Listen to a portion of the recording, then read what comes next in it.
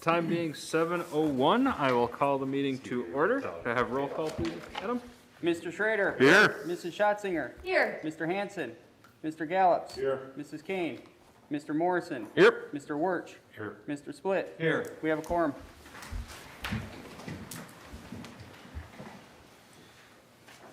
I pledge allegiance to the flag of the United States of America and to the republic for which it stands, one nation, under God, indivisible, with liberty and justice for all. A reading from Psalm 28, verse 7. The Lord is my strength and my shield. My heart trusts in him, and he helps me. My heart leaps for joy, and with my song I praise him.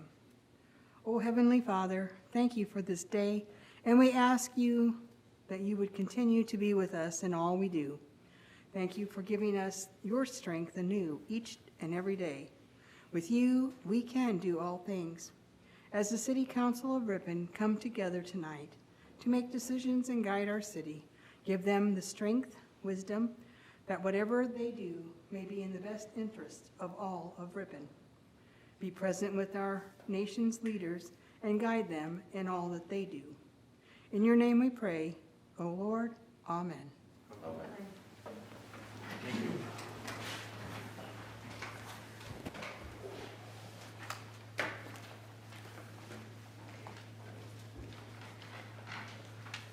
All right. Is there a motion to approve tonight's agenda? So moved. Second. Been moved by Ben, seconded by John. Any discussion? Hearing none, all those in favor of approving the agenda, say aye. Aye. Opposed? And it is approved. Is there any public comment? No public. Moving on to the informal reports from standing committees and staff. Is there a motion to approve the list as published? Motion to approve. Second. Been moved by David, seconded by John. Any discussion? Going? I just noticed that in the Historic Preservation Committee meeting minutes, Public House, 119 Watson Street, I don't know if it's, I need to bring it up here, but it's just, the name is misspelled.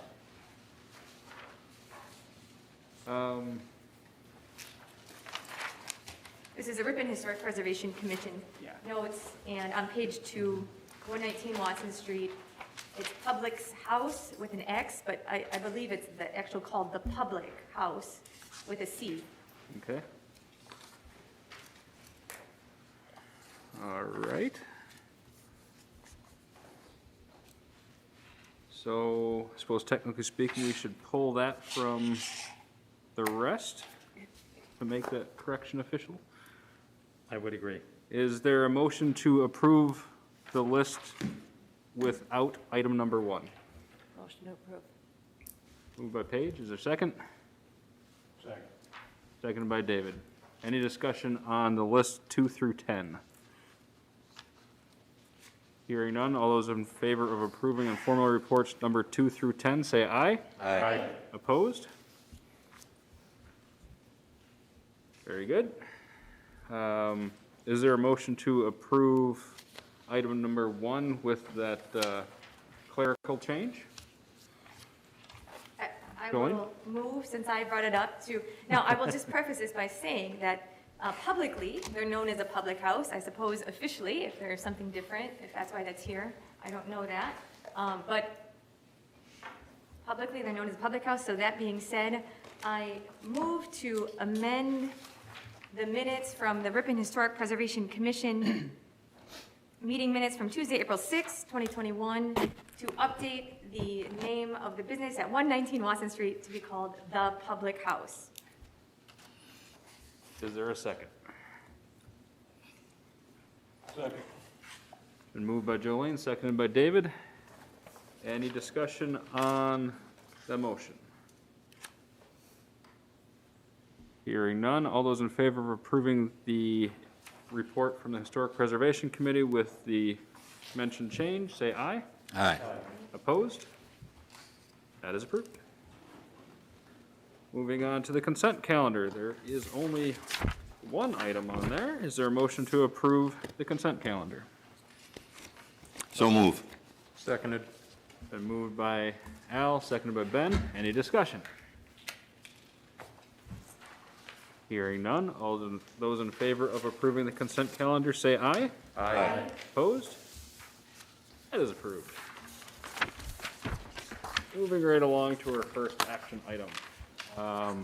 First item is Vermont Street and Parkway Terrace Construction Project bid and notice of award. Adam, do you want to start this one off? Dan Rammer from MSA is here as well. So we opened bids on April 29th. There were a total of 6 bids received for the project, so that is a really good number of bids. The low bidder was James Peterson and Sons of Medford with a bid of $2,129,730.02. You can review the additional bidders on your spreadsheet, and Dan can add whatever he wants to add. There's not much else to add. I guess you did covered most of what I would have said. It was pretty close to our estimate. We had 2 bidders that were very close to each other, so that's always good to see. Our estimate was about 2.2 million at the beginning when we were looking for funding on this project, and at 2.13, it's a little bit under our original estimate.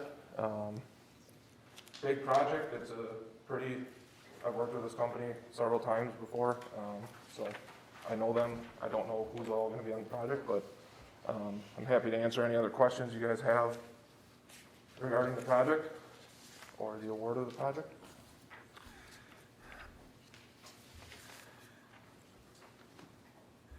I would move to approve the bid as presented. I'll second it. Moved by Al, seconded by Ben. Any further discussion on this motion? I will just add, it sounds comforting that you've worked with them, so that you vouch with them. I looked on Google reviews, they have 10 reviews, they have a 4.2 rating out of 5, so that sounds good. But there was a Ripon, it said a review out of Ripon, that they reported that there was a rude driver. However, it did not, talk about their work being done, so it sounds like their work is good. They are plenty capable to do the work. So I'll be honest with you, I did not go into Google reviews or anything like that. I actually worked with them on a project last year, so I know some of them already. So. Any further discussion?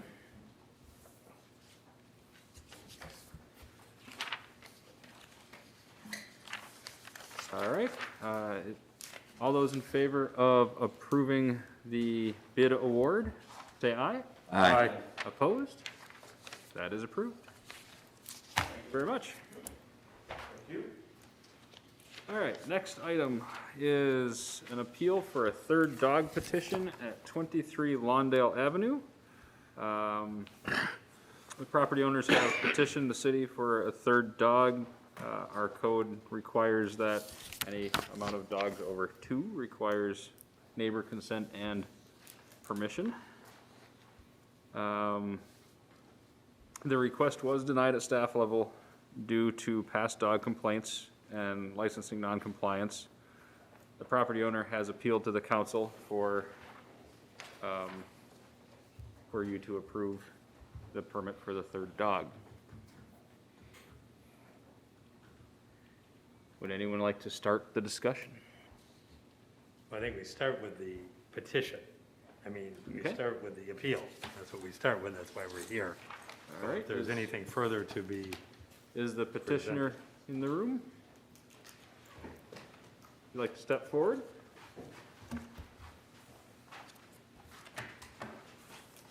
You could state your name for the record.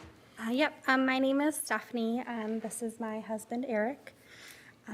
We are here to appeal to keep our third dog, Millie, in our family. I just wanted to share a little bit about us. I wrote a letter here, so just bear with me. It's a little lengthy. So we currently have 2 small 5-pound chihuahuas, Allie and Remy, Millie the golden retriever, and 2 daughters ages 5 and 1.5. When we made the decision to bring another dog into our family, we had no idea that we'd be violating a city ordinance, and we are hoping that we can get your approval here tonight. We did not take the decision lightly to add a 3rd dog to our home, and the decision was made after we recognized that the overall health of our 11-year-old Chihuahua Allie was catching up to her. We hope that you will take into consideration that the time we have left with our Allie is short and that our 3-dog household will soon be 2. It would be an unbearable loss for our entire family if we lost both of our sweet girls who are more than just dogs to us. We would like to address the concerns regarding the 2 complaints on our record that indicate our dog Remy not staying in our yard. Please know that these incidents were not purposeful or intended. We have an outdoor dog kennel. However, as mentioned earlier, we have 2 daughters, and our oldest enjoys helping us care for the dogs, and this includes letting them outside. Unfortunately, she has let them outside without our permission, and as she's only 5 years old, she doesn't fully understand that the dogs need to be put in their kennel and or leashed if we are not outside to supervise them.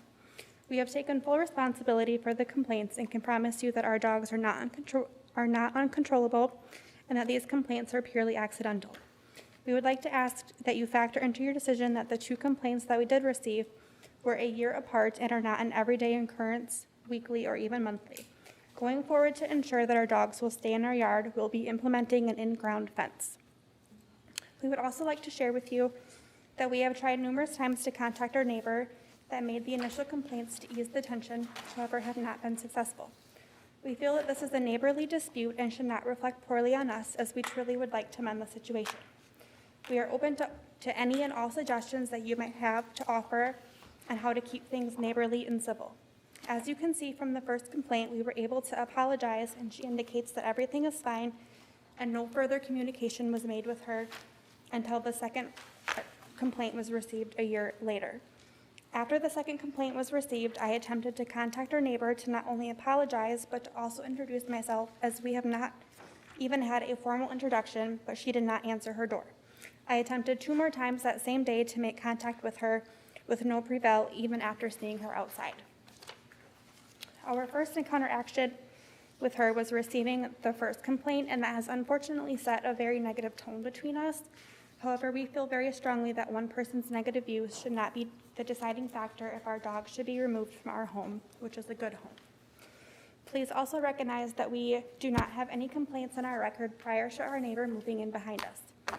We are asking that you also take into consideration that we did receive 75% of the required signatures needed for our petition and did not receive any concerns from our other neighbors, and we feel that the majority says more about us than our complaints do. Our denied petition also lists a concern stating that our dogs bark all day. I would like to point out that since the pandemic, I have been able to transition to working from home. So this means that the dogs are inside with me all day long and only go outside for the occasional potty break, and they only bark at the occasional squirrel or a strange noise. And as we know, dogs will be dogs, and there is no way to prevent them from never barking. However, we would like to please ask that you think about the multiple other dogs in our surrounding area and how difficult it is to pinpoint whose dog is barking, as it is very uneasy to mistake someone's dog barking for someone else's dog. Lastly, we are aware that we have failed to license our dogs with the city prior to the due date, but this action did not and does not have ill intentions. It has been such a crazy year between the normal busyness of our everyday lives and the pandemic that we simply just forgot. Our dogs have been registered and licensed for the year, and we added a renewal reminder to our calendar at the end of December to ensure that we don't forget for the upcoming year. To conclude, we would like to say thank you for taking the time to meet with us and listen to our appeal. We are more than willing to do anything to keep Millie, and would love to discuss any other questions or concerns that you might have. We appreciate your time and hope that you will allow Millie to remain in our family. Thank you.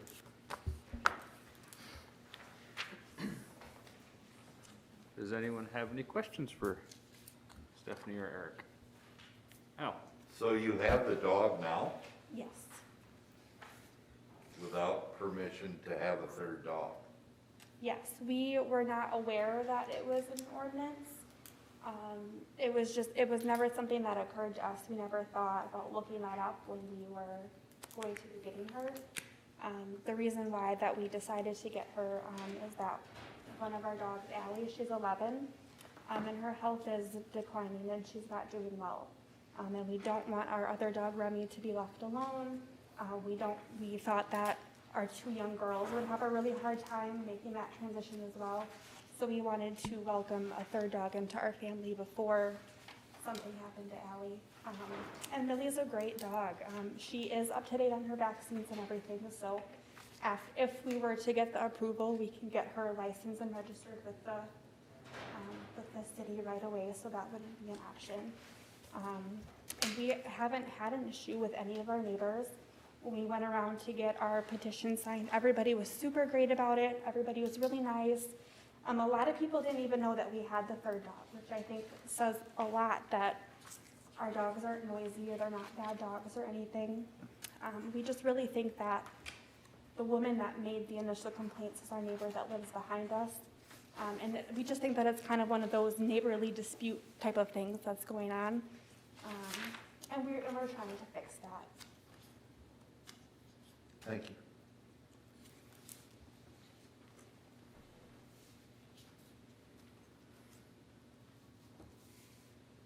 Anyone else have questions? How's the dog's temperament? I'm sorry, what was that? How's the temperament of the dog with other people? Oh, she's wonderful. She gives hugs.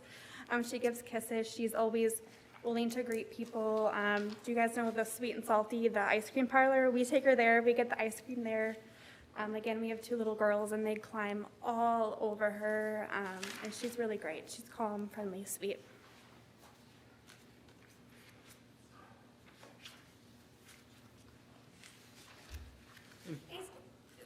Is there any precedence, or it sounds like, thank you for saying that you will be implementing an in-ground fence, because it sounds like the complaints were, again, there was some defecating on neighbors' property.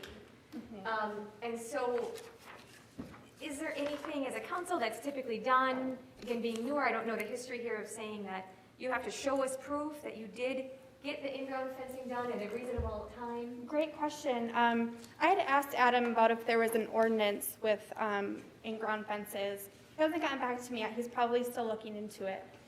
But so the way that in-ground fences work is they go dependent on how many collars there are. Like you link up the collars to the system. So if we do get the approval to keep Millie, then we would need to get the 3-collar system to ensure that the fence works with all 3 dogs. And we'd be more than happy to supply you with, proof of payment or however, whatever you need. We are more than happy to do that.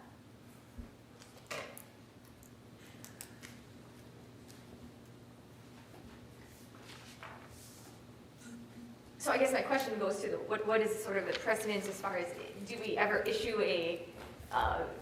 will we review at the next council meeting a provisionary approval to keep a dog until they go forward with implementing in-ground fence? Because, the other part of this is clearly we have neighbors that have some concern. So we also have to, we have to represent everyone. Here's the status of where you're at this evening is under Chapter 804070. We limit the number of dogs or cats to 2, subject to a petition. The petition has been duly filed. I don't know if anybody checked whether that represents 75%, but I think it's fair to say there's a number of signatures there of those that are 18 years of age within 200 feet of the property line. And that petition comes before the city administrator, and it may be issued. The city administrator has the authority to issue that permit. The common council did that some time ago, so we didn't have to run things all through the common council, which is what we used to do. So you have before you this evening a denial by the city administrator under subsection D. If the city administrator denies the petition, the applicant shall have the right to appeal the decision to the common council for final determination. So responding to your question, I think it's fair to say that given the fact that the city administrator has denied, that the common council would have the authority to set the conditions upon which they would issue it because it's a special circumstance that in fact allows the common council to make a final determination regarding the petition. So if you were to move, hypothetically, to allow a third dog and require proof of the fencing, you certainly could make that motion if you were so inclined.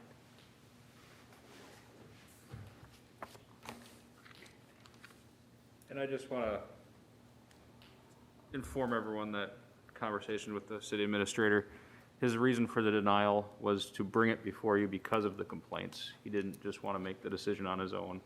He wanted to hear your voices because of the 2 complaints that were on the record. Al? As I understand it, additional complaints or the dog's not under leash or anything improper will result in citations, be an issue? I would think that would be the circumstances, given the fact that I see that were warnings given in these, and we don't warn people more than once for any of these events. So, yes, I think it's safe to say that citations would be issued. John? Are we going into our uncharted territory by putting conditions on this particular one versus conditions of the next one that comes up? I think not, because of the process that the common council put in place and the language of the ordinance, and that's why I highlighted that, John. Okay. For final determination, I think that sets forth that there may be special circumstances that the common council wants to consider that the city administrator doesn't have the authority. He has up or down, and the language of the ordinance I'm interpreting to be final determination would allow some flexibility, given the fact that we're in an appeal circumstance as opposed to just an up or down granting. So I think that's unique in that respect, and there's nothing that binds you from approving this or denying. You follow? There's no either way, it's a final determination. So the final determination in the city attorney's interpretation is going to be whatever conditions you set if you decide that there's enough here in the appellate process to allow it to go forward with conditions, because I certainly think that's part of what's anticipated by an appeal.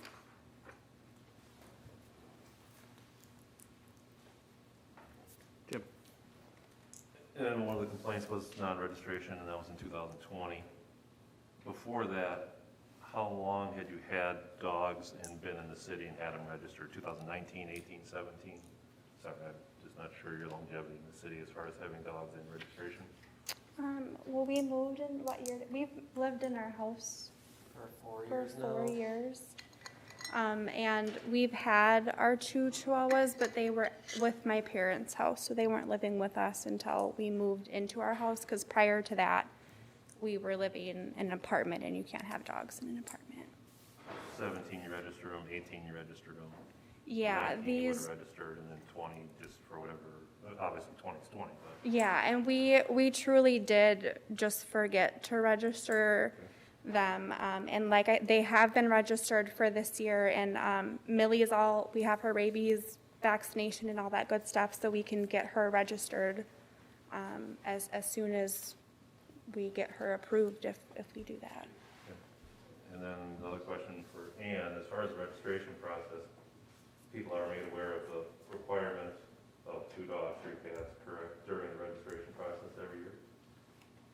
The ordinance, or is it on the registration form? There's a notice that's sent along with the tax bills, and then there's a notice that's sent along in the utility bills, and it's on our website. And to the point of, and I understand people miss it, they'll read, and they'll just try to. No, So we do try to put that information out there for the public, listening. We do the best we can to put that information out there. Again, it's a matter of, to notify, asking after the fact versus before the fact. It is always. which we should have asked, and like I said, we had no idea that it was an issue. We never noticed it on our prior registration papers or anything like that. We We actually didn't know about it until we went to register our dogs this year, and then they were like, oh, there's a Me limit either. of 2. By the way. I did. It happens. I just want to make sure we're getting the information out Okay. too, that if this is happening, that is there some way we can improve the process as well? Okay. That's where I'm going with that. And when did you get the third dog? We got her at the middle of November. We got her as an 8-week-old puppy. So she just turned 7 months. Okay, and did you make efforts to contact the city about getting it registered, or? So the registration process or licensing process is, from what I understand, is that they don't need to be registered until 6 months of age because they need the proof of rabies vaccination. Okay. So after she got her rabies vaccination, then we were like, okay, we gotta go get her registered, and that's when we were made aware that we could only have Okay. 2 dogs, and that's why we're here. Thank you. Yeah, absolutely.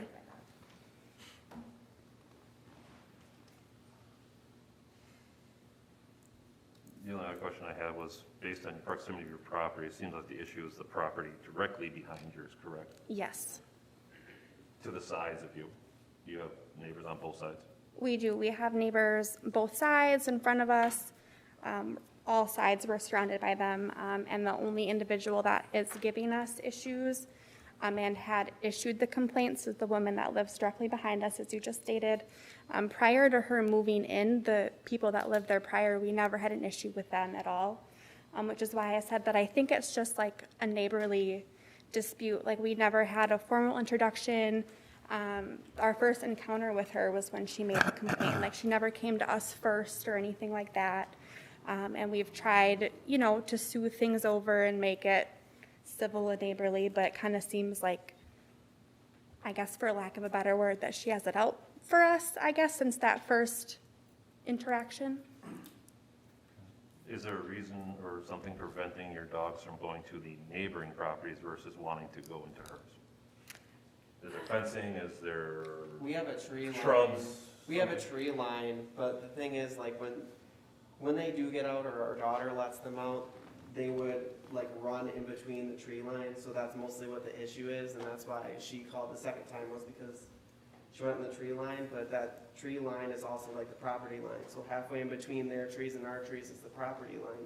So it's not that they're like actually physically like in the middle of their yard or something like that. It's really in that tree line. That neighbor behind us, she also does have children, and they are outside and they play a lot. And they come over into our yard, which is totally fine. But I think that's why the dogs might, they see our kids, her kids, the people that lived before them used to have dogs. I'm not really sure. So then to do like an invisible fence, would you plan to do it in front of that tree line, just so there's no? Probably. Yes, yep. Because And it's kind of thicker there too, and so. Okay. it goes by like square footage. So what we're hoping to do is that we can just do like the whole backyard, Okay.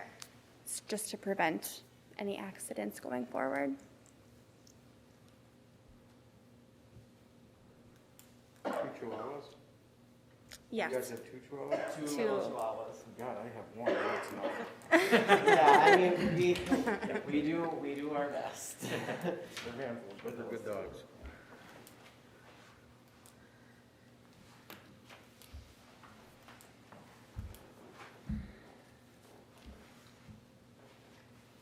Well, the issue is compounded in the fact that they've had the dog since November. There are little children involved, and certainly don't want to be the animal hater that makes the dog go away. So consequently, I would like to make a motion to deny the appeal, or accept the appeal, authorize the third dog under the condition that no less than 30 days the electric fence is installed, and proof of that installation and operation is submitted to the city administrator for approval. Now, I just want to add, is that feasible, 30 days? In that time frame, can you guys get that invisible fence in there? We can, I think so. I've been reading about a couple different brands, and it seems like it's like we set it up ourselves as long as there's nothing that like, there's no ordinance regarding that, and then we just need to link the collars to the fence, so it should hopefully be an easy thing for us to do. The invisible fence is easy to install. Okay. I've done a couple for some friends. Oh, perfect. We'll call you then. Don't have time. But no, they are easy to install. The biggest thing is working with the dogs so that they know it's there and work with them on their boundaries. Jim?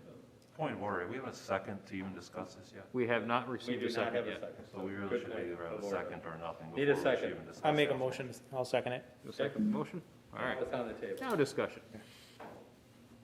I'd like to see something and just contingent upon, in the future, having timely registration, no late registrations on Absolutely. the animals. I know that the calendar, Yes. and I know you get the post, I think it's a postcard because we got one after our dog died and, you know, we had to call and cancel that. But, yeah, so I think that's something that needs to be.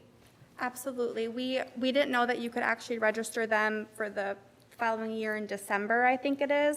So we are going to try to make that a habit to do it prior to the year starting, so we don't forget. Yeah, I can't imagine it's something that I'll just completely slip your mind. Yes, and all yes. this, but I think that's something that would be, just especially given that there was history of non-registration. Absolutely. Yeah, that's something. And to that point, like the city attorney mentioned, that any future violations most likely would involve fines. Do we have anything that goes out, I'm thinking of how the information goes out about our, the limit of number of cats and dogs. What about when someone is new to the community? What is the first communication from the city? Is there anything that we need to be making sure that we are including that when someone is new to a community? Kind of like starting a new school, you're wondering if there's like a packet that's given out to a new home buyer or something like that? Yeah, is there anything? I get what you're like saying. that? Is there anything, well, Ann, there's nothing, I think, formal. People come in to get their water bills, utilities changed over. It's fairly common that dogs are licensed in the state of Wisconsin in every community. So, not everybody calls and checks what the rules are on it. But, it's something that we can tackle when somebody comes in and calls to, or comes in to change the water utility bill over. If not, it's always kind of with tax payments, it's kind of a time where we see a lot of people, so. And those will only be ones that are associated with transfer of property. So if people move in the community and rent an apartment, it's on the landlord then to, or the tenant, to be in charge of knowing what the rules and restrictions are. So there'd be no way for us to even know they're new to the community. I mean, somebody moves in an apartment tomorrow, how would I even know at the city level?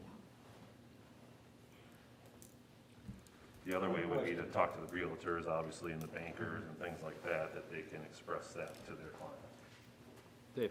Are we okay 3 dogs, or are we okay those 3 dogs? There's Just those. You said is in poor health.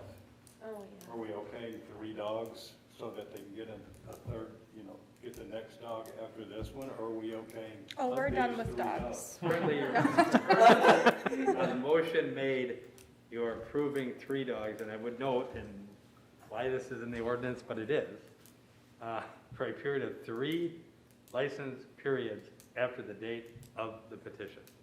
So it is for a 3-year period, and so I had the same thought you did, Yeah, Dave. but is it the same dogs, Is or it- can you now You can have 3 dogs? 3 dogs now. It's dog specific.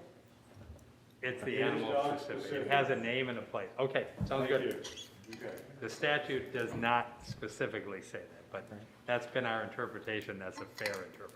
By the registration. So if you lose a dog, you're down to 2. And if you'd Good want clarification. And if you'd want a third, you'd have to repetition. You have to repetition. All right. Good clarification. Thank you. So they do have names. Do they have breed specific? Yes. Thank you. I want to add one more thing. I think within this past, year and a half, and from COVID and everything that we've seen, along with the depression that builds with people, I think the bond with animals has grown exponentially more than what it has in the past. So to lose an animal is like losing a family member, so I can understand it. And I understand the process of what you're going through to integrate the new puppy golden retriever into your house. So for me, I understand it. I understand what you guys are doing. There's a lot of responsibility that comes with it, but I think I have to agree with Mr. Schrader that I would move to approve it with the contingency of 30 days to get that electric fence, the fencing up in there to make sure that these dogs stay in their location. That way trying to save you guys the headache and your neighbors the headache as well. Absolutely. With that, I agree to that, but again, there's other complaints that have been involved as well, not just where they are, but noise and issues like that. And this is a generalized, not towards you guys. What's up, Ripon, all their websites, there is constantly posts for dogs and cats at large. Every day there's 10 to 20 of them. I mean, it's crazy how many times I see things up Oh, yeah, I've seen tons of cats. there. So, and Bill will attest, I mean, continually. So please, what we can do as a society, help each other. Again, neighborly interactions goes on the owner of the pet. And again, all due respect, it's not the neighbor's responsibility to get along with you. You had the pet and brought it into their neighborhood. So again, I'm not trying to be disrespectful to you on that comment that you're right here. I would say that even if you. No, I understand. So again, please, people, take care of your pets when you have pets and find a way so that we all can be good neighbors, which I think you're trying to do. Any further discussion? Hearing none, all those in, Other than, let's Go ahead. clarify the motion, because I think Dave did a good job and Ann followed. This is for the dog by the name of Millie, Millie, and it is a, golden retriever. just for the record, that's part of Mr. Schrader's motion. Yes. Thank you. Second that motion. all right, so, all those in favor of approving the petition for the third dog, Millie, the golden retriever, with the condition of the invisible fence within 30 days. All those in favor, say aye. Aye. Opposed? That is approved. Thank you. Thank you. For the in-ground fence, do we just need to like bring a receipt, or what do you guys? Well, I'll follow up with you. Okay, perfect. Thank you. Thank you. Thanks for coming in, guys. Thanks for coming in. All right. Moving on to the next order of business is the review of the street cafe ordinance. In April 2020, the council approved an extension of the street cafe ordinance after review.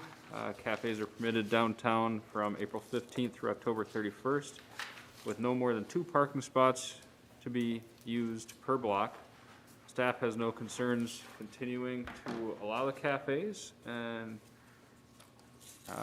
has no suggested amendments to the ordinance and recommends this be the last time it reviewed unless issues arise. So basically, this will be the last annual review. I would just like to bring up one question before we proceed on this it's an interpretation of this, and there is question on how we are interpreting this ordinance. The way I read it, it says that applicants should be coming to the Plan Commission annually and applying for this annually. In practice, it has been, they've applied once, received their permission, and have just done it year after year. Personally, I'm comfortable with the ordinance as written if we interpret it the way I seem to think it should be interpreted, but this is, so basically I'm looking for clarification from you on how we should interpret it. And if it's being interpreted wrong currently, or if it's being interpreted right. Howie? When we approved this through the discussion that we had, we talked heavily about it being renewed yearly. So the applicant reapplies yearly. Correct. Because that way then it's fair for anybody else that may want to set up, they would have an equal chance. There was no grandfather in or anything to that effect if you were first there. It was to be, through the discussion that we had, was to be a yearly application to renew. Okay? John? Yeah. Are we talking about what I would call the parklet, where Dave Knuth brings Yes. that into the park? Okay. Versus a cafe where they just set tables out No. no more than 4 feet in front of it? That's, They were all, it was all lopped into the same. Street cafe is That's- different than a sidewalk cafe. Okay, This- so those this is are a all in the street. same ordinance? So Jay's. There They're is a not. separate ordinance. Okay. Jay's, This is sweet and salty, straight up all those are. Street cafe, not to be confused Okay. with a sidewalk cafe. Okay. the only, Different ordinance. the only business taking advantage of this ordinance currently is Knuth's. Because I do The other remember ones last are, year, the other restaurants are using sidewalk cafes, not street cafes. okay. And is that something that needs, No. okay, Not, well, it gets annually approved As well. administratively. Right. okay. Okay. It's an annual process. Set with The sidewalk. same, and I think Howie's clarification was a good one. To read it any other way, I think is just maybe stretching. Annually, you gotta come before the body, you have no grandfathered right to have it the next. We have limitations, they must be located in Watson Street in the 100, 200, 300 block, limited to 1 per block, and no more than 2 parking spaces per block. So clearly, you could have competing applications, and then you would have to decide. And for future discussion, I would think we'd have to come up with a procedure for what we do when we have competing applications. I don't think that needs to be spelled out here, but we should have a procedure manual on how we evaluate an award at the plan commission level, I suppose. John? Yeah, since we're reviewing this, if you remember last year, I believe I brought it up about complaints we had with blocking the sidewalk. Correct. Is it still not approved to have the seating in the, I'll say the road, the sidewalk clear, and then tables to the building? I spoke with Chief Wallner. I haven't spoken with our city attorney yet. Chief Wallner could not find any legal restriction to moving the seating to the parking spaces and leaving the sidewalk clear. Okay. He did say that at the plan commission, when it was approved, the plan that they are currently using was approved with the seating on the sidewalk. I will agree with you that every complaint I have received about it, just their resolution would be to move the seating to the parking and leave the sidewalk clear. That would be my preference, but. I think at the plan commission level, we got legal advice that there's that no man's land that they can't actually walk with a alcoholic beverage. I think that's what you said, Lud, and I might be mistaken. You know, they can't, when they exit the building, Right. they have 4 or 5 feet that they can serve alcoholic beverages, but then there's that rest of the sidewalk that can't be crossed with a beverage to get to the Yeah, roadway. I think a beverage issue is part of this. I do believe. That's why we went with Why we allow the having the walk around. parklet out there so that The they could question of extend alcohol out their in that alcohol Would be one of seating the reasons. The other onto the would be sidewalk. safety. If a car runs into that area. I know they could hit a pedestrian as well, but the pedestrian moves. The people sitting at the table do not. And so the odds of a car hitting people consuming food or beverage is greater than a pedestrian walking through the enclosed area. And I note, when I drove in this evening, I know I had this conversation with the owner in the past, is directing people to walk into that area, and I think he And he- does have. yes, he does walk put this signs way. out. I think we made a Yeah. note of it. Walk this way, Yeah. so they know where to walk, rather than walking through the closed area, so. However, most of the complaints I receive are from people either in wheelchairs or with children with strollers. It's not very navigable the way it is. If it were reversed and it was a straight shot for pedestrians down the sidewalk and people eating. But I do think then you have the issue of alcohol consumption out into the street. Could I ask you to get a firm Opinion on that? I think it's the camel in the nose's tent, is what I would give you now. I mean, I think you can certainly address it separately, but I think we've always been very careful to not allow that to just be the understanding. Now, if we want to take another look at it, we can. I know many communities in the state of Wisconsin have gone down that road, but that was the reason we didn't initially, is try to protect that space from alcohol consumption. But we can certainly look at it again. Yeah, I would really like you to look into that for us. And then the second is liability. I mean, it's the Dave Knuth liability insurance. If somebody's sitting in there and gets hit by a car, it's no longer the city's responsibility, correct? Correct. That's all part of this. They gotta have the proper insurance. All right. I will say, as far as accessibility goes, I've had no issues with a double wide stroller following the walk this way sign. There's been plenty of room for navigation and pulling a wagon. That's dicey, but as far as a double wide stroller, I've never had issues with getting through there, so. I can see the reasons for wanting to sit on the sidewalk for safety reasons that Lud just mentioned. But regarding accessibility, and I too, when I look at it, it looks flat, it looks like there shouldn't be issues, but if someone is bringing that up, I guess it begs the question of what is our process of a city that we look at? You know, perhaps we actually physically bring a wheelchair out, or someone that is in a wheelchair to do a walkthrough in our downtown, and that is there a process that we go through? We get a sketch and we work off of that. And I know the building inspector initially had to be involved with it, and I think the building inspector is still involved in taking a look at it. So certainly that's part of it. Okay. Bill? Well, there's ADA codes out there. Right, they have to be compliant with the Americans with Disabilities Act. And I believe Based that's on part of those- that ordinance that talks about it being level with the sidewalk for the inspection process for the building inspector, code enforcement. I think that's written into that ordinance as well, if you're looking at it. Looking at it. Yeah, so there's certain things that are incorporated within that are required for that build, for those issues involving wheelchairs and strollers and whatever.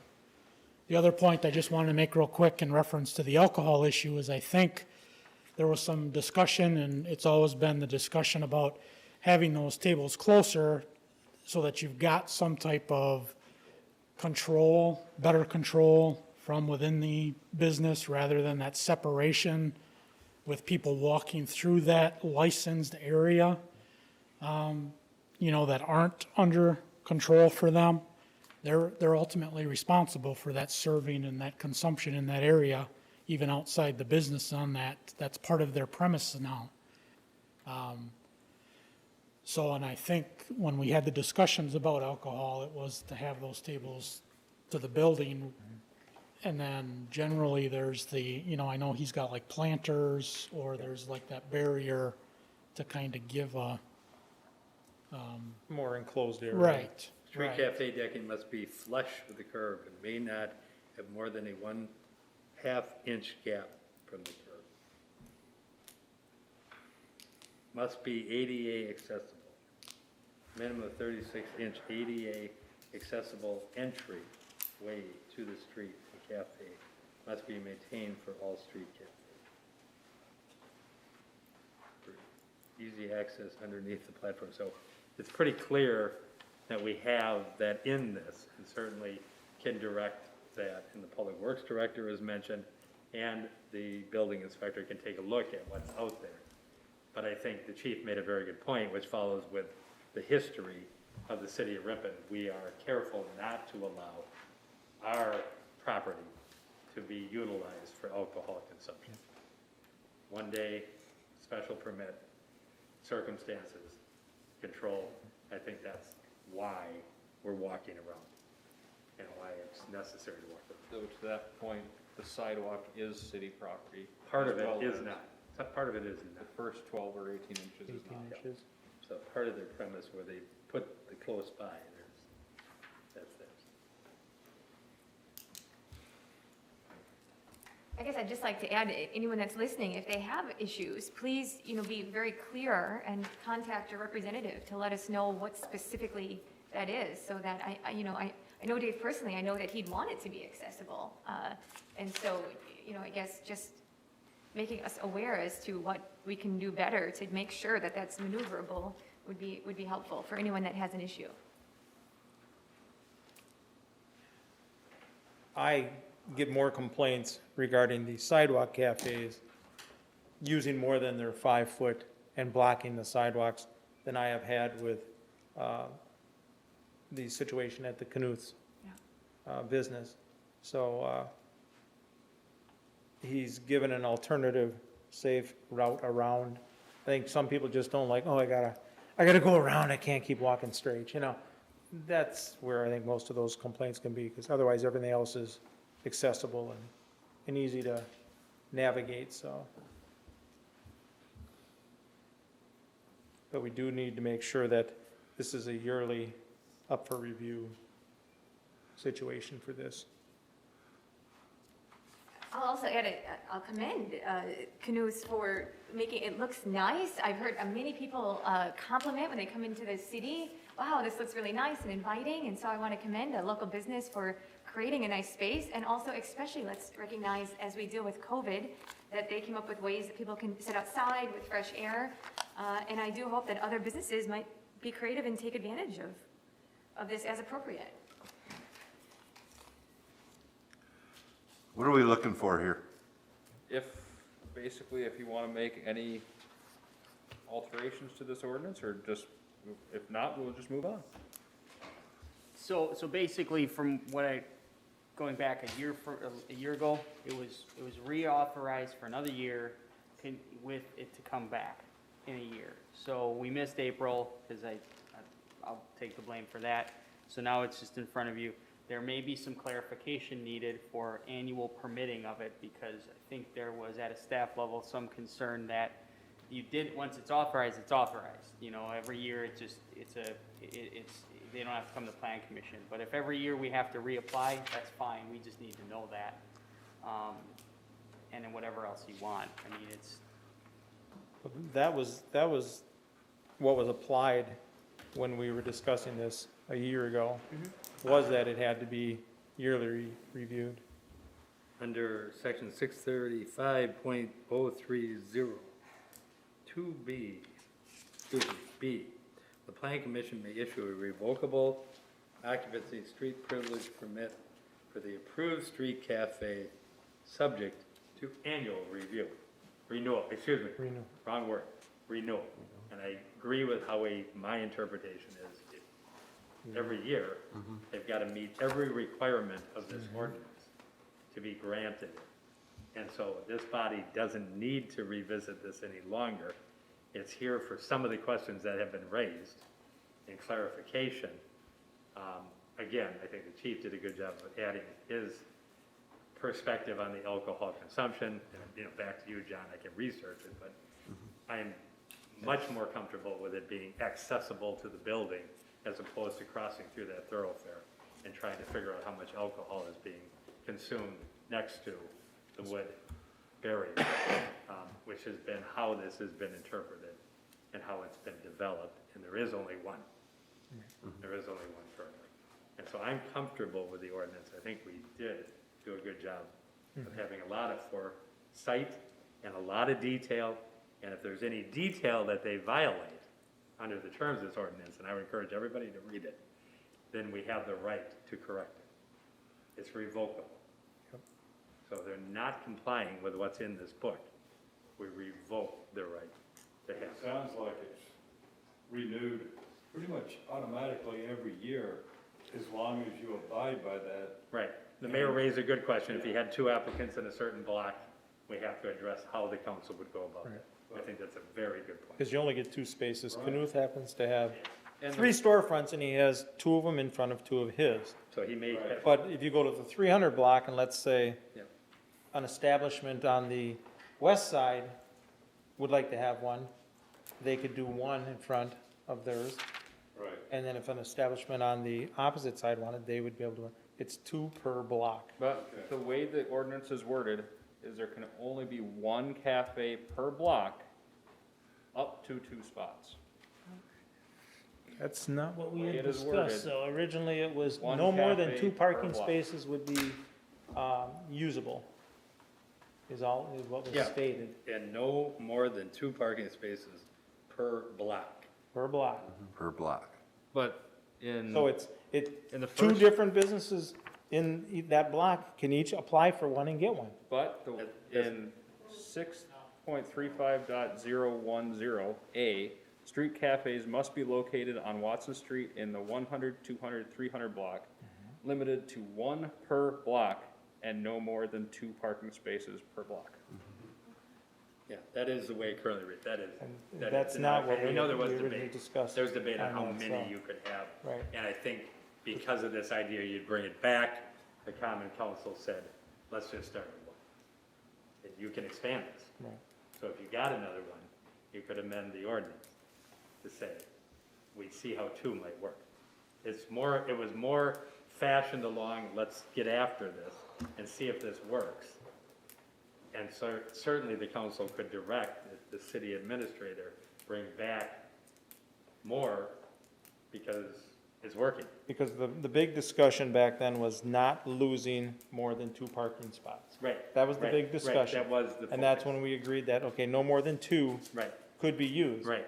But it was, perhaps it was somebody could under give one and the other. assumption, and we probably shouldn't have assumed, Yeah. but it was that one business could apply for 1, another business could apply for 1, and that's the 2 parking spots that would be used for that Not how block. it's currently No, that's not how it's currently read. Right, And and again, then we need to I look at think bringing that back and the final answer. discussing that. Right, was because there was only 1, and it was. There was to only one find out applicant at the how it- time that How wanted it was 2. gonna work, and how it was going to be utilized. And obviously, we've had one that's done it now for a couple of years. Yep.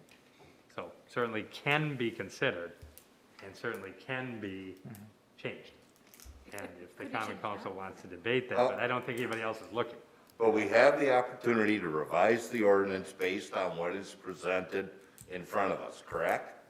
If we have 1 on one side of the street, 1 on the other, it makes sense, it can work, all of those things.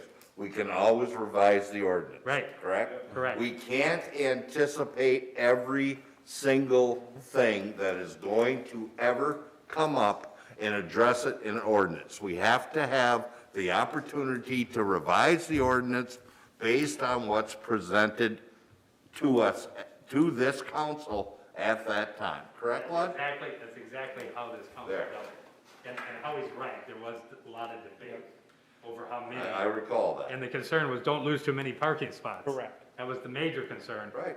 And the way you settled was, okay, let's try, if someone wants it on the 100 block, somebody wants it on the 200 block, let's see, if we get 3, then we may, as Al indicated, we may say, okay, we have to talk about the other side, and maybe that'll work as well, but how many parking spaces do you want to lose?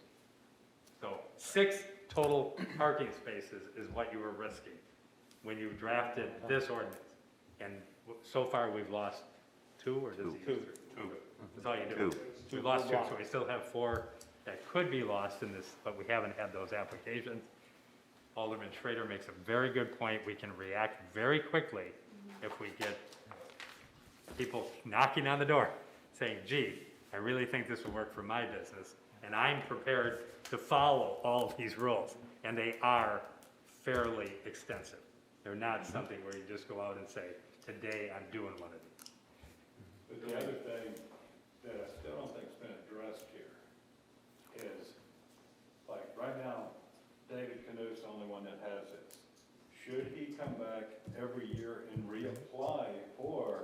is it assumed? Yeah. Yes. Because Yes. he's followed all the rules. Yes. That he can just keep doing this? No, it's not assumed at any level. He's going to have to make the application. He has to comply with every bit of this ordinance every year to get a street cafe permit for 1 year between April and October. He has to do it every year, just like any liquor license or any other Okay, license. so it's like a liquor license. Exactly, it's like a liquor Do license. this. It's not, we're not, Apply every and the year. ordinance applies, so Okay.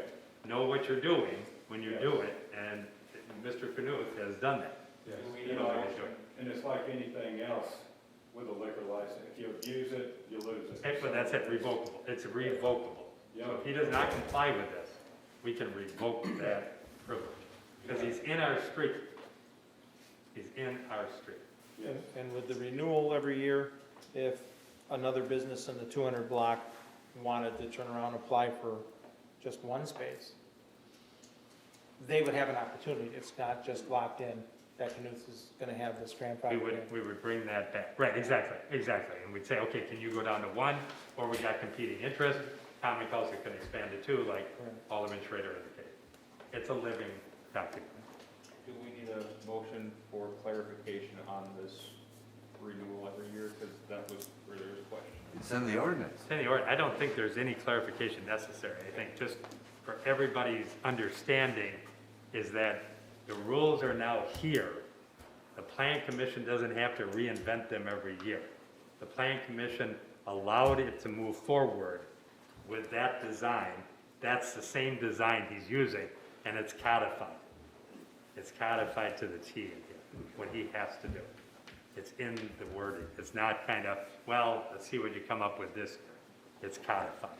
And he complied with it, we believe, to the best of his ability. Now again, get out the ruler and make sure there isn't any, and Nope, the he's suggestion that you actually do it, or that was here, actually make sure it's passable and make sure you can make the turn. Great idea. But Great idea. the application process has to be followed. Yes, annually. absolutely. Absolutely clear. It's absolutely clear that that's what is in this ordinance. So are we proposing any changes to this tonight, or shall we let it sit and discuss the one or two per block at a later date? If it comes up, I can bring it back to. Yes. Yep. Yep. Yep. So do we need to Best make a of motion business, just to bring it keep it as is? I don't think If there's no changes, we don't we need don't a need a motion. motion. Go ahead. We gotta approve the extension now. As He he applies. he gets that through clerical. That's a clerical permit process. Yeah. Yeah, it's a clerical I think unless, administratively, everything is in place for us to do this. Good. The ordinance isn't going away unless you wanted it to, so it's staying in place. We have the, staff now have the understanding of how to do this, it's no big deal. If anything comes up, we will bring it back. And if you do want to, the last year, the motion was to bring it back after a year for review. yeah. And I think Do that is correct. again. If not, we can bring it back to you when there are issues that arise. So it's up to the council. So, we can. I think it's been healthy debate, and I would encourage everybody to read the ordinance. I would Very like to have a notification sent to Mr. Knuth that this is something that needs to be applied for every year, because this was something that just fell through the crack, so that he becomes aware of it for next year. I think there was confusion on his end as well as to what was discussed previously, so. Annual renewable. Yes. All right. If there's no changes, we'll move on. All right, moving on. Adopt a Park program. Adam, you want to start this one? Yeah, so this kind of came out of Parks and Rec. They reviewed and recommended approval of the Adopt a Park program. Mike and myself kind of tag team this and put it together. Really, it's just kind of a cool opportunity for public-private partnerships within our community, for businesses and groups, whoever, to adopt a park project or adopt a park to help us with some of the maintenance, whether it's painting, planting, pickup, whatever it is. It's just kind of it's a common thing that's done in many communities across the United States. And part of this also transferred into the stewardship grant in us being able to have the trail portion adopted to try to get more points. So this is kind of the program that was reviewed at Parks and Rec and recommended for approval here to kind of take it to a more public opportunity. Mike had a call already because it kind of hit the paper. So there's already people that want to adopt the flower beds in one of the parks. I think it's a great way to engage the public and as well provide assistance to the Public Works Department and chip away at some of the kind of unique needs and projects there. So it's meant to be sort of informal and provide flexibility, really, is the design. So. Adam, is there a waiver of liability? Yeah. The so group we'll- must we'll- sign Yep, we'll do for it. any and all activities involved with the adoptive program agreement? We'll have the hold harmless agreement that we do similarly Very good. signed as well. Very good, thank you. I think it's a fantastic idea, I really do. Signage. Obviously, people drive around the country, they see they adopt the highway programs, mostly for litter, most ones I see. Similar to that, is there gonna be a signage, or how is that gonna work? In the ordinance, or in the draft, it says recognition will be done on the city's website or other agreed to form of recognition. Signage is something we can do if it's a big thing. But I didn't want to start getting into a situation where we are looking like the park is owned by somebody. These are city parks. Website recognition is probably where we will focus most of it.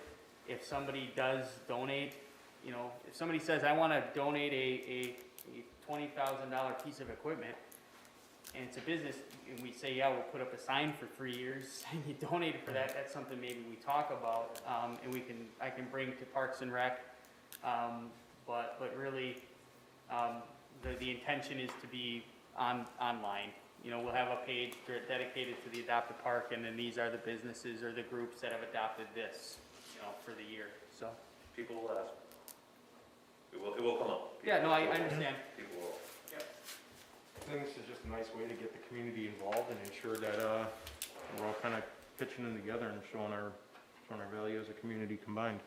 Well, It's a nice gesture, it's a nice way to do things. And plus, it makes us a little more proactive on our application for the stewardship grant instead of just turning the same grant in again. Here, we're showing them that we are doing things to increase our opportunity for the grants and that, so. Before we continue discussion, would anyone like to make a motion to approve this program? I motion approved. I'll second it. So moved by Paige, second by Ben. All right, Paige, you had?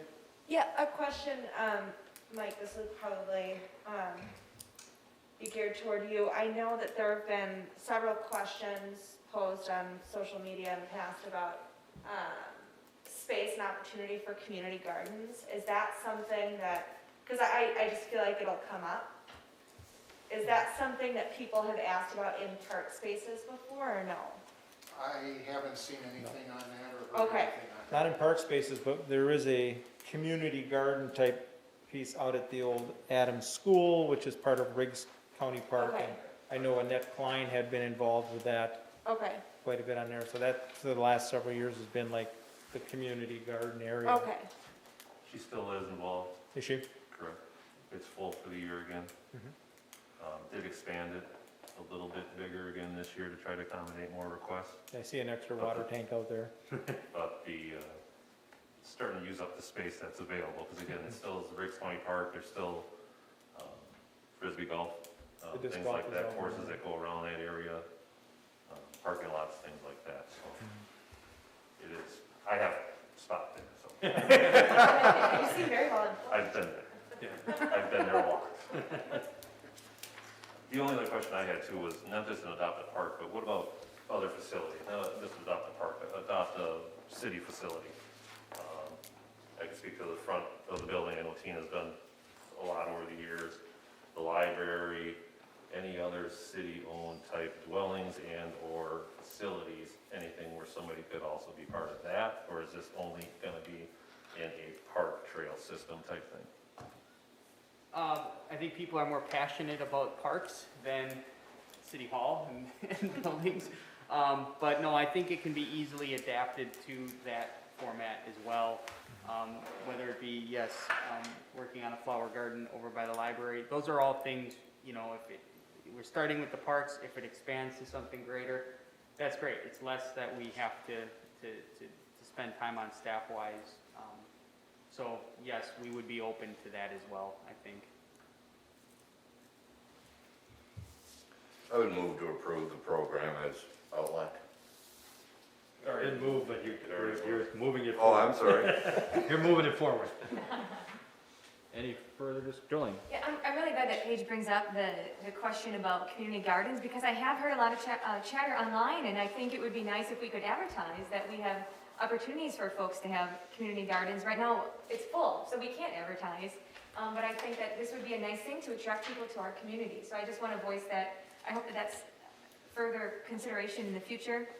And as far as the signage goes, I think there's also that nice aspect of, you know, when you drive into the city and you see the service groups that are active, I think when you walk by a park and you see, oh, there's a group here, it feels more homey. It feels like people are engaged. So I think outside of, we think of recognition for that group, but there's also that sense of that, you know, we are communicating what we're about as a community with signage. And so I think there's something to be said about that. Now, that being said, obviously, if we're going to approve something, that's taxpayer money for a sign. So my question is would it be okay if the group that is adopting the park, could they put up signage? And do we need to have any discussion about what they could do? So the intention is to have this not cost the city money. Yeah, It's to save us money. yeah, exactly. So, you know, we would take any request for signage probably to Parks and Rec or some bigger project to work on that, but we would not be providing that signage unless it were, like I said, an extremely large adoption, you know? Yeah. Like the Mitchell grant. Yeah, we can do a whole entire policy on adoption of the naming rights, things like that, separate from this eventually. Part of this is seeing how it goes. And that's, you know, we don't know what the demand is and what the requests are going to be from the businesses. Now, if there's I think the city is flexible enough to say, yes, in a time where you're adopting it for the, 3 hours that day, if you want to put a sign that says your business, just a yard sign thing in front of the thing and take a picture, whatever, we would be more than willing to let that happen. But a permanent type sign, that is not the intention of this at all. That is, that is not. It's recognition online. That is kind of where it would, anything more than that, we would come back to something. And then we could bring it to the, Yep. to the commission. And then my other question is, I'm a part of Kiwanis, for example, that already takes care of some flower beds. Is there a process, it sounds like, you contact Public Works to make sure that you're not sort of giving away a park that perhaps there's another group that has already taken care of, but maybe hasn't been vocal about. So my guess is maybe this will go to the paper so folks will know to, hey, contact Public Works if they have been taking care of that. But what is that process? I think as this progresses, we'll find these little nooks and crannies that are available for people to do, and we'll have a laundry list of those items and have that laid out. That's what I would envision. Right now, I don't know every single flower bed or whatever in the city, and that'll come forward. Okay? That's great. Any further discussion or questions?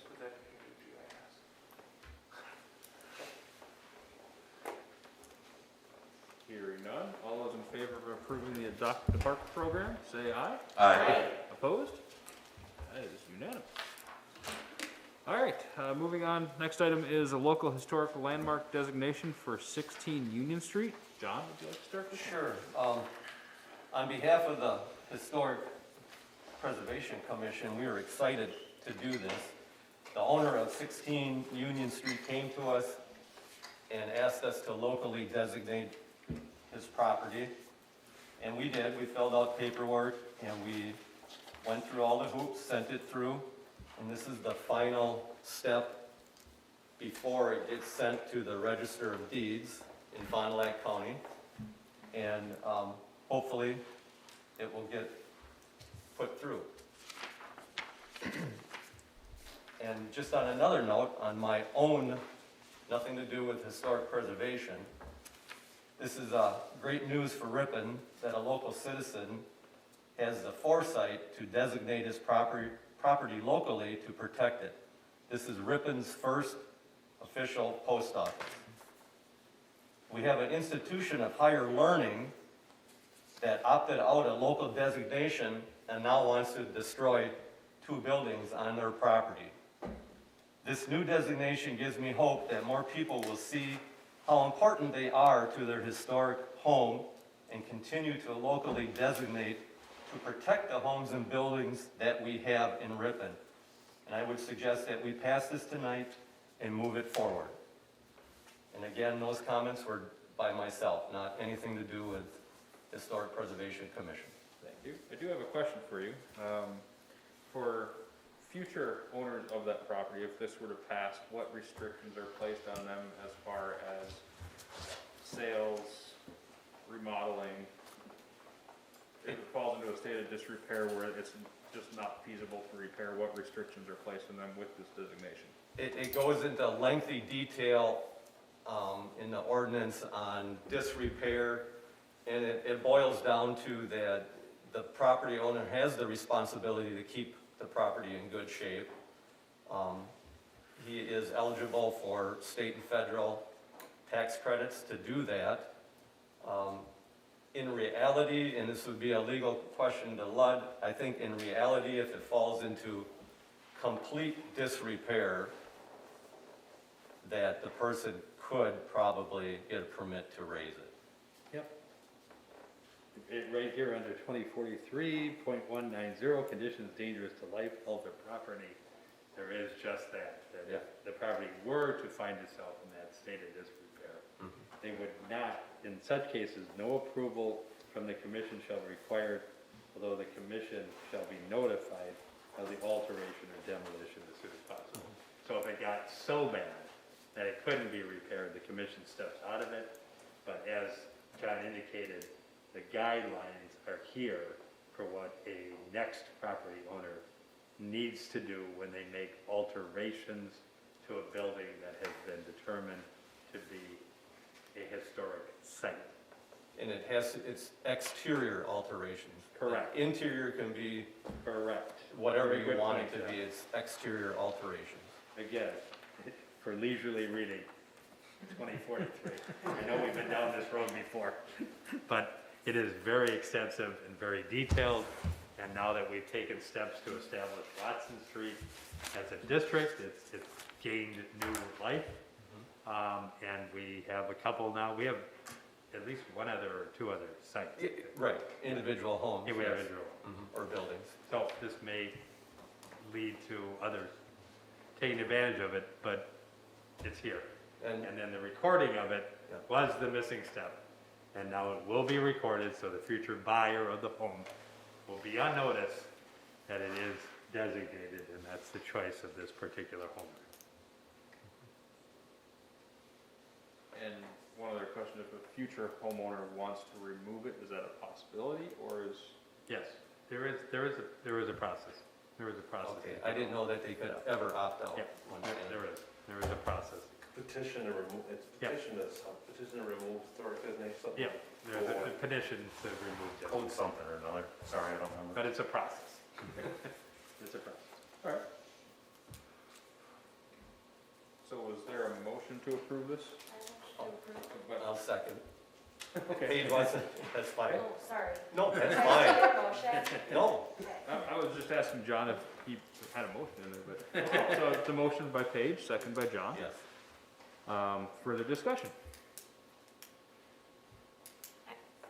I'll just add, I think it's, I mean, you already just mentioned it, but it's nice to see that a community member is looking at this, and I think as people, even come here for tourism, it's nice that we have these designations and celebrate our history. One question I have, are these the individual buildings that are designated throughout town, do they have identification plaques so that the public can see that, or? There is a Eagle Scout project going on by a young man, Ethan, I can't think of his last name, but he's doing 6 plaques of locally designated, and a couple will be downtown. He may be doing the old train depot, I can't remember exactly, but there are some, and there is more to come with that people can buy their own if they want. If an individual store owner or property owner wants one, they can do it themselves also, with the guidance of Historic Preservation Commission.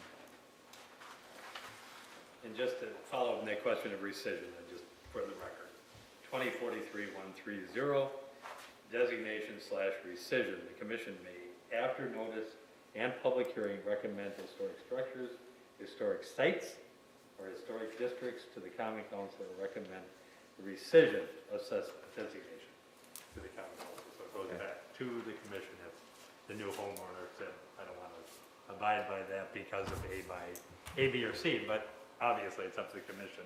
And then to the council, and again, not to tread old water, the common council has final authority.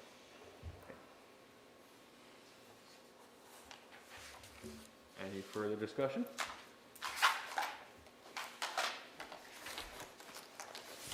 Hearing none. All those in favor of approving 16 Union Street as a local historic landmark, say aye. Aye. Opposed? As approved. Second, our last action item is a resolution authorizing borrowing from Investors Community Bank. Adam? Yeah, so, this is a resolution authorizing, borrowing for capital expenditures for, last year, the 2020 budget totaling $575,000. We received proposals from, looks like 1, 2, 3, 4 banks. ICB was the low bank, with a quote of 2.5% for the, 5-year, $260,000 for vehicles and equipment, and the 7-year note for roads was 2.8%. So those were the 2 low bids from the from our request for proposals. This is basically kind of a common thing that's done here, helping with capital expenditures. So this is from last year. So I did some road projects and looks like plow truck and a few other things like that.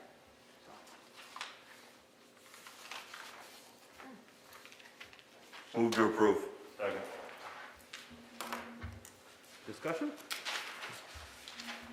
Tony? I think I'm just gonna state the obvious here, at least for me, that it kind of breaks my heart that I know it says the rates are below the rates quoted by local banks, but I mean, as a community, here we are existing to serve our community, and we know that many of our local banks, if all of our local banks do so much in this community. And, you know, if it's only a percentage, for example, I don't know, this is not easy for me to approve when we are not going with a local bank, and we know how much our local banks are involved in our community.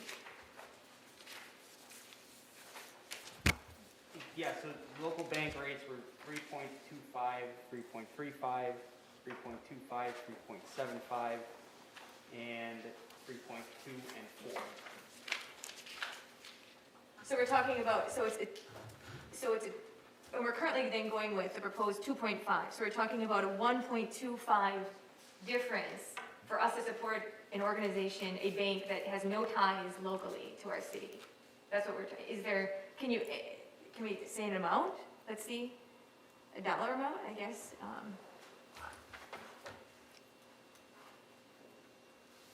How long are we borrowing for? I mean, somebody can calculate that, but you can't leave that kind of money on the table. Yeah, I suppose. And there are procurement rules, correct? Yeah. Regarding number of bids received and those type of things that we have to Follow. Can't leave that kind of money. I guess my last question then would be, do our local banks know that they didn't come in the lowest? Did they come in and seal bids? Yeah, I mean, the the process, we reach out to every local bank and set the terms and get quotes from everyone. And then we certainly can bring the quotes to the council before we get to this point. This is how it's traditionally been done here. The process will be formalized and better in the future, I believe, just under what I feel is the appropriate oversight because of these issues. But right now, this is the low bid, and it's a significant amount of money over the period of time we're borrowing.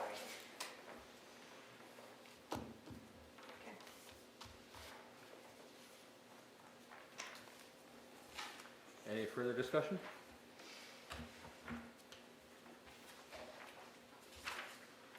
Hearing none, all those in favor of approving this resolution to borrow from Investor Community Bank, say aye.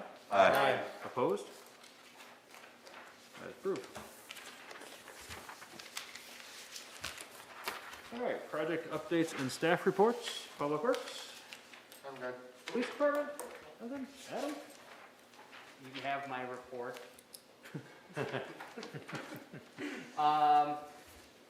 Yeah, yesterday was the final guidance for the rescue plan dollars came out officially. So everybody is weeding through that stuff to kind of figure out what the appropriate or what you can spend the money for. The city will be wired funds within 30 days. So, I mean, the money will be here very quickly, but like I've kind of mentioned in the past, that doesn't mean we spend it, and we're kind of reading through that guidance, and then we will have a proposal with, in front of you, hopefully in the next month or two with everything. So, that's the biggest news, is we have Treasury guidance.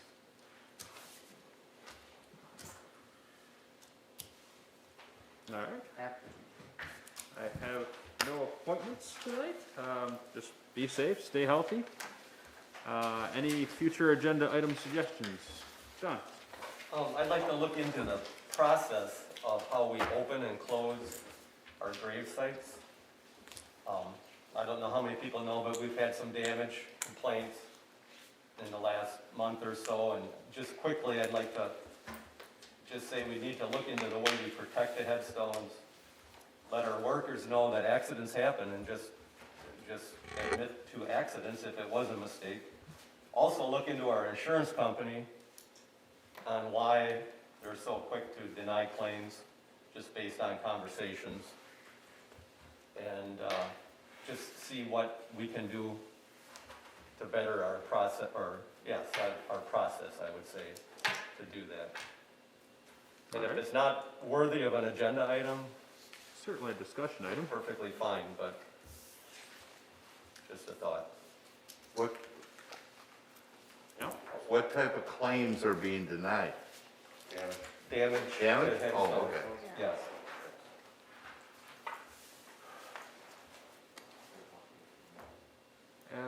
Any other suggestions or comments? No? Is there a motion to adjourn? Can I just make one comment? Yep. Please do. Recently, within the past 2 weeks, I had a friend of mine, age 40, passed away of a heart attack the day before his 41st birthday. Just kind of a public comment to everybody. You know, when you go home tonight, just make sure you guys spend good quality time with your family, because you never know when the big guy calls you home. Unfortunately, we left behind 4 kids. His wife has been gone for now 18 months. So, again, just he was seemingly in good health. His name was Greg Pearson. He was out of Slinger. He's a good man, good husband, wonderful father. So unfortunately, he will be missed. So again, just make sure everybody just go home, love your spouses, love up your kids. Kind of rough, so. Thank you. Thank you. Is there a motion to adjourn? Motion to adjourn. Moved by Ben, seconded by Paige. All those in favor of adjourning, say aye. Aye. Opposed? We are adjourned at 8:30. Have a good night.